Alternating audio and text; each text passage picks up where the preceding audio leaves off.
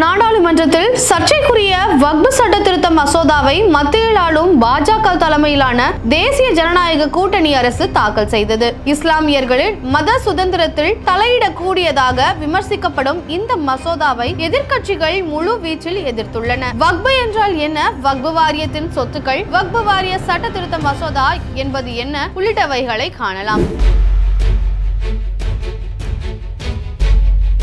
வக்பு என்றால் என்ன? வக்பு என்பது இஸ்லாமியர்கள் இறைப்பணிக்காக நன்கொடையாக வழங்கும் அசையும் மற்றும் அசையா சொத்துக்களை குறிப்பிடுவதாகும். இப்படி வக்பு வழங்கப்பட்ட சொத்துக்களுக்கு பின்னர் உரிமை கோர முடியாது. வக்பு சொத்துக்கள் இரு வகைப்படும். ஒன்று, அல்லாஹ்வின் பெயரில் அல்லாஹ்வுக்கு நன்கொடையாக வழங்கப்படுகிற சொத்து. இதற்கு யாருமே உரிமை கோர முடியாது. மற்றொரு வகையானது நன்கொடையாக வழங்கப்பட்ட சொத்துக்களை உரிமையாளர்களின் குடும்ப வாரிசுகள் பராமரித்துக் கொள்வதாகும். வக்பு சொத்துக்கள் எப்படி வழங்கப்படும்? வக்பு வாரியத்துக்கு வழங்க விரும்புகிற நிலத்தை மசூதிக்கோ மசூதி அல்லது தர்காவுக்கு கொடுக்கலாம். இந்த சொத்துக்கள் மூலமான வருவாயை மசூதி அல்லது தர்கா வழிபாட்டுக்கு பயன்படுத்தலாம். இத்தகைய வக்பு நிலத்தை எவருக்கும் விற்பனை செய்ய முடியாது. ஆனால் குத்தகை வாடகைக்கு கொடுக்கலாம். வக்பு வாரியம் முத்தவள்ளிகள் யார்? வக்பு வாரியத்தின் சொத்துக்களை கண்காணிக்க கூடியவர்கள் முத்தவள்ளிகள் என அழைக்கப்படுகின்றனர். வக்பு சொத்துக்கள் பற்றிய விவரங்கள். 2009ஆம் ஆண்டு வக்பு சொத்துக்களின் விவரங்கள் இணையதளத்தில் பதிவேற்றம்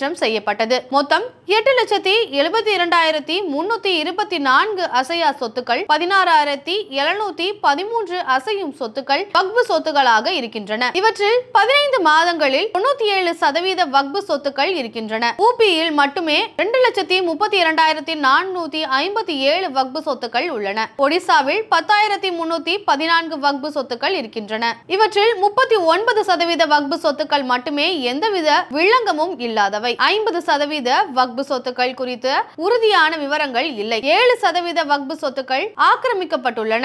2% வக்பு சொத்துக்கள் மீது வில்லங்கம் உள்ளன. 2022ஆம் ஆண்டின் கணக்குகளின்படி வக்பு வாரிய சொத்துக்களின் மதிப்பு ரூபாய் 1.2 லட்சம் கோடி. வக்பு சொத்துக்களை கண்காணிக்க 1954ஆம் ஆண்டு முதலாக வக்பு வாரிய சட்டம் கொண்டு வரப்பட்டது. இதன் அடிப்படையில் மாநிலங்கள் அனைத்திலும் 1958இல் வக்பு வாரியங்கள் உருவாக்கப்பட்டன.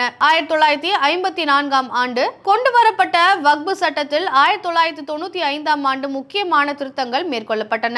வக்பு வாரிய சட்ட திருத்த மசோதா என்பது என்ன?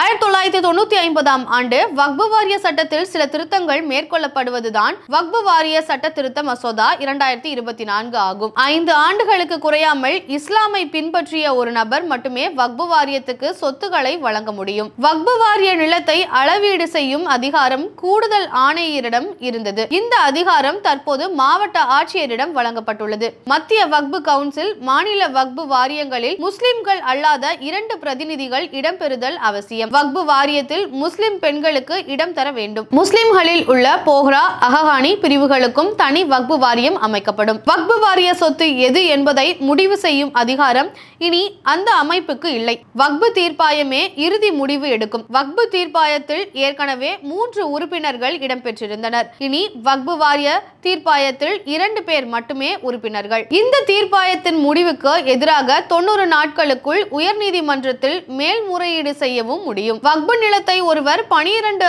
ஆண்டுகள் ஆக்கிரமித்து வைத்திருந்தால் இனி அவர்களே இந்த வக்பு நிலத்தின் உரிமையாளர்களாகிவிட முடியும். மாநில வக்பு வாரிய உறுப்பினர்களுக்கும் தலைவருக்குமான தேர்தல் முறையானது ரத்து செய்யப்பட்டுள்ளது. வக்பு சட்டம் தொடர்பான சிக்கல்களுக்கு தீர்வு காண முஸ்லிம் இல்லாதவராக இருப்பினும் கூட அந்தந்த மாவட்ட ஆட்சியருக்கு அதிகாரம் வழங்கப்பட்டுள்ளது என்பது உள்ளிட்ட 40 திருத்தங்கள் இடம்பெற்றுள்ளன.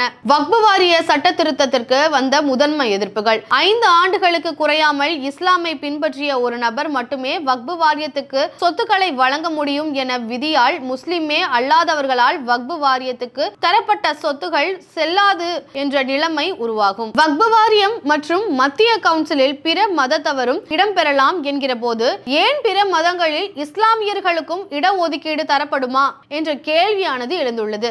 வக்பு ஆக்கிரமிப்புகள் தொடர்பான சட்ட திருத்தம். அதாவது 12 ஆண்டுகளுக்கு மேல் ஒருவர் வக்பு சொத்துக்களை ஆக்கிரமித்திருந்தால் உரிமையாளர்கள் உறுப்பினர்களாக விட முடியும் என்பதால் பெரும்பகுதியான வக்பு சொத்துக்களை வக்பு வாரியம் இழந்துவிட நேரிடும். வக்பு வாரி விவரங்களில் மாவட்ட ஆட்சியரின் முடிவுதான் அரசு முடிவுதான் இறுதியானது என்பதன் மூலம் வக்பு சொத்துகளில் பெரும்பகுதி அரசுடைமையாக நேரிடும். வக்பு வாரியங்களின் தேர்தல் ரத்து, முஸ்லிம் அல்லாத பிற மதத்துவரும் உறுப்பினராவது என்பது அரசியல் சாசனம் தந்துள்ள மத சுதந்திரத்தில் தலையிடுவதாகும். வக்பு பயனர் என்ற பிரிவை நீக்குவதன் மூலமாக வக்பு சொத்துக்களை அங்கீகரிக்கும் பாரம்பரியத்தை அகற்றுவதாகும். வக்பு கட்டமைப்பு மாற்றப்பட்டு அரசின் கட்டுப்பாடு அதிகாரத்தால் நிறுவனங்களின் சுயாட்சியை பாதுகாக்கும். அரசு சொத்து என்று அடையாளம் காணப்பட்ட அல்லது அறிவிக்கப்பட்ட வக்பு சொத்து இந்த சட்டம் தொடங்குவதற்கு முன் அல்லது பின் என்றாலும் வக்பு சொத்தாக கருதப்படாது என்று இந்த சட்டம் கூறுகிறது. இது அரசுக்கு சொத்துக்களை மறுவகைப்படுத்தும் அதிகாரத்தை அளிக்கிறது.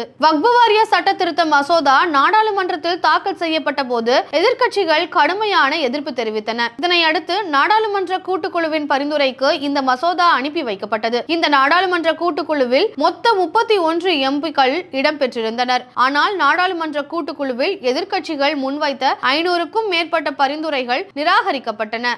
ஆளும் பாஜக கூட்டணியில் உள்ள கட்சிகளின் பரிந்துரைகள் மட்டுமே ஏற்கப்பட்டன.